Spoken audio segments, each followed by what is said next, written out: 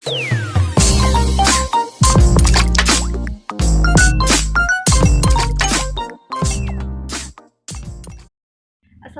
warahmatullahi wabarakatuh. Saya Hardianti Bisalakia, kelas 6B jurusan Manajemen Pendidikan Islam Fakultas Ilmu Tarbiyah dan Keguruan di IAIN Sultan Amai Gorontalo. Video ini saya buat untuk memenuhi UTS pada mata kuliah Manajemen Pendidikan dan Latihan. Langsung saja kepada judul materi, yaitu tentang rancangan dan pengembangan program pendidikan dan pelatihan. Nah, saya akan menjelaskan tentang pengertian konsep perancangan program pelatihan. Nah, perancangan dapat diartikan sebagai proses penyusunan berbagai keputusan yang akan dilaksanakan pada masa yang akan datang untuk mencapai tujuan yang telah ditentukan. Perencanaan merupakan proses pemikiran dan pengambilan keputusan secara matang dan sistematis tentang tindakan-tindakan yang akan dilakukan pada masa yang akan datang. Nah, perancangan dipandang penting dan diperlukan bagi setiap kegiatan yang ada dalam organisasi atau lembaga. Pada dasarnya, program pelatihan perspektifnya sangat luas, tetapi secara definitif dapat dibedakan menjadi dua, yaitu pelatihan tingkat mikro dan pelatihan tingkat makro. Nah, saya akan menjelaskan tentang perbedaan antara pelatihan tingkat mikro dan pelatihan tingkat makro. Perbedaannya yaitu pelatihan tingkat mikro diselenggarakan oleh dan untuk lingkungan perusahaan sesuai dengan tujuannya untuk meningkatkan kemampuan para pekerja, sedangkan pelatihan tingkat makro dapat dilakukan untuk dilaksanakan oleh dua atau lebih perusahaan yang memiliki tujuan yang sama dalam usaha meningkatkan kualitas kerja pekerjanya. Jadi, istilah pelatihan ditujukan pada pegawai pelaksanaan untuk meningkatkan pengetahuan dan keterampilan teknis, sedangkan pengembangan ditujukan pada pegawai tingkat manajerial untuk meningkatkan kemampuan konseptual, kemampuan dalam mengambil keputusan, dan memerlukan human relation. Kemudian, poin berikutnya yaitu tentang model pendekatan dan kriteria rancang diklat. Nah, yang pertama itu tentang model Pusdiklat Dipdiknas. Ada tentang analisis kebutuhan, strategi pendekatan, penyusunan bahan, pelaksanaan, dan evaluasi. Kemudian yang kedua ada pendekatan siklus. Nah, pendekatan ini tidak jauh berbeda dengan pendekatan lainnya, tetapi titik berat pendekatan ini adalah pada siklus yang teratur dari setiap kegiatan.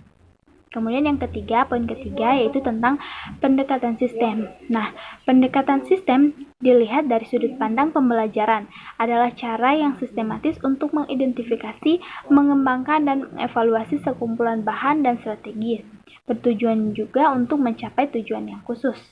Kemudian materi ketiga tentang sistem rancangan, bangun, dan evaluasi pendidikan dan pelatihan. Kemudian ada materi berikutnya tentang sistem rancangan bangun dan evaluasi pendidikan dan pelatihan.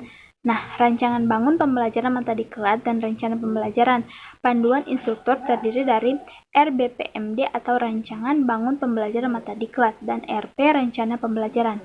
Nah, berdasarkan hasil penelitian, RBPMD, RP, dan slide disusun berdasarkan modul dan buku kerja. Selama modul tidak berubah, biasanya RBPMD dan RP tidak berubah. RP disusun oleh Widya Suara hanya formalitas untuk tujuan penyusunan angka kredit dan biasanya tidak banyak berubah dari RP periode sebelumnya.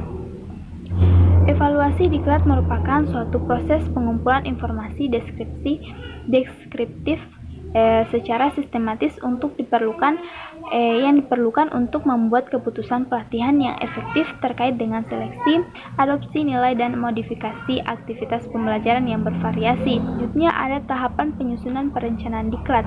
Nah, beberapa tahapan langkah analisis kebutuhan diklat yang perlu dilaksanakan dalam perencanaan kebutuhan diklat, yaitu yang pertama ada identifikasi kebutuhan diklat. Nah, pada tahapan ini penyusunan program perencanaan diklat melakukan pengumpulan informasi dan data yang berhubungan dengan kesenjangan antara kenyataan yang diharapkan dan kenyataan yang sebenarnya yang dialami oleh pegawai sesuai dengan bidang atau tupoksinya.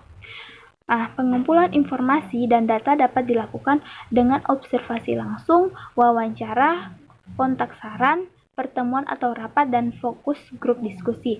Nah, pada tahapan ini juga diidentifikasi kebutuhan diklat akan dijumpai begitu banyak informasi dan data yang memerlukan kebutuhan diklat berdasarkan kesenjangan-kesenjangan yang terjadi. Yang kedua, ada pengelompokan data kebutuhan diklat. Tahapan selanjutnya adalah memilah-milah data kebutuhan tersebut dan menempatkannya menjadi kelompok-kelompok data berdasarkan jenis kebutuhan pelatihan dan sasaran pelatihan yang akan dilatih, agar didapatkan gambaran yang jelas terkait jenis pelatihan dan kelompok sasaran pegawai yang akan dilatih. Kejelasan ini penting dalam menentukan proporsionalitas kebutuhan diklat yang sesuai bagai pegawai. Kemudian yang ketiga ada analisis anggaran kebutuhan diklat. Nah, setelah diperoleh informasi dan data kebutuhan diklat yang akan dilaksanakan berdasarkan skala prioritas kebutuhan pegawai dan organisasi, maka langkah selanjutnya adalah melakukan analisis anggaran yang akan digunakan untuk pelaksanaan kebutuhan diklat bagi pegawai. Analisis anggaran ini sangat penting agar pelatihan yang akan dilaksanakan menjadi lebih efektif dan efisien. Kemudian yang berikutnya tentang penyusunan dokumen perencanaan kebutuhan diklat. Nah, pada tahapan ini, semua jenis pelatihan yang akan dilaksanakan bersama kebutuhan anggaran pelatihan yang akan dilaksanakan disusun dalam sebuah dokumen rencana anggaran atau RKA. Untuk 1 tahun anggaran, RKA yang dibuat harus sedemikian jelas dan sistematis agar dapat dengan mudah dipahami untuk mendapatkan legalisasi dalam pelaksanaannya ke depan. Kemudian yang terakhir ada penyusunan dokumen pelaksanaan anggaran atau DPA. Nah, kebutuhan diklat tahapan akhir dari langkah-langkah analisis kebutuhan diklat dalam perencanaan diklat adalah menyusun dokumen pelaksanaan anggaran atau DPA. Pelaksanaan diklat sesuai dengan ketentuan dan peraturan yang berlaku setelah melalui pembahasan dari pihak yang terkait untuk kemudian mendapatkan pengesahannya. Baik, terima kasih. Itulah yang dapat saya jelaskan dari materi kami. Lebih dan kurangnya saya mohon maaf. Wabillahi taufiq wal hidayah. Wassalamualaikum warahmatullahi wabarakatuh.